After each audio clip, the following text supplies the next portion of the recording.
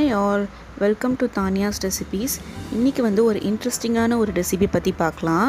என்னென்னா வெண்டைக்காய் ஃப்ரை தான். வெண்டைக்காய் பிடிக்கல அப்படின்றவங்க கூட இந்த மாதிரி நீங்கள் ஃப்ரை பண்ணி கொடுத்தீங்கன்னா ரொம்ப விரும்பி சாப்பிடுவாங்க. சரி வாங்க எப்படி செய்யலான்னு பார்க்கலாம்.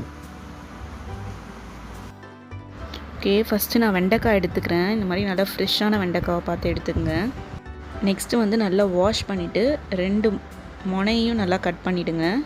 அதுக்கப்புறம் சென்டராக இந்த மாதிரி கட் பண்ணிவிட்டு அதிலிருந்து இந்த மாதிரி நடுவில் இப்படி நான் கட் பண்ணுற மாதிரி கட் பண்ணிக்கோங்க.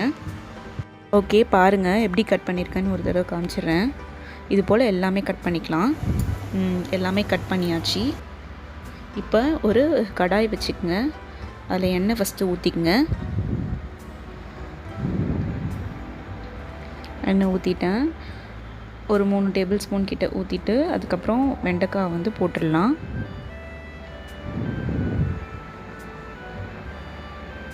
நல்லா வந்து ஃப்ரை பண்ணுங்கள். அந்த குழப்பாக இருக்கும், அதெல்லாம் வந்து கம்ப்ளீட்டாக போகணும். ஓகே, இப்போ பாருங்கள் நல்லா வந்து அந்த குழப்பே இல்லை. அப்புறம் மஞ்சள் பொடி சேர்த்துக்கிறேன்.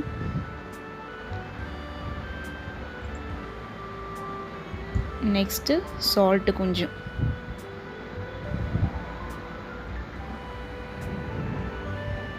அதுக்கப்புறம் மிளகாத்தூள் ஒரு டேபிள் ஸ்பூன் அளவு சேர்த்துக்கிறேன்.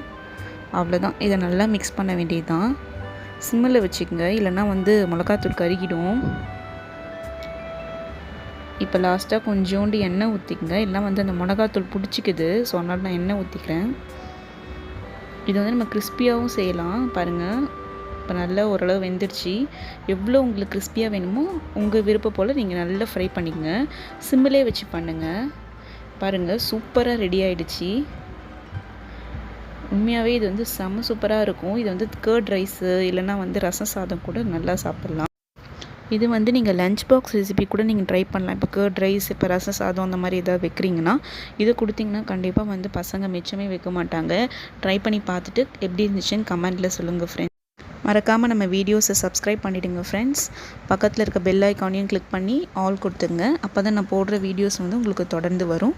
அதுக்கப்புறம் நான் வந்து பேபிஸ் ரெசிபீஸும் ஷார்ட்ஸ் போட்டுட்ருக்கேன். இன்ட்ரெஸ்ட் இருந்தால் அதை வந்து பாருங்கள். உங்களுக்கு தெரிஞ்சவங்களும் ஷேர் பண்ணுங்கள் ஃப்ரெண்ட்ஸ். தேங்க்ஸ் ஃபார் வாட்சிங். பாய்.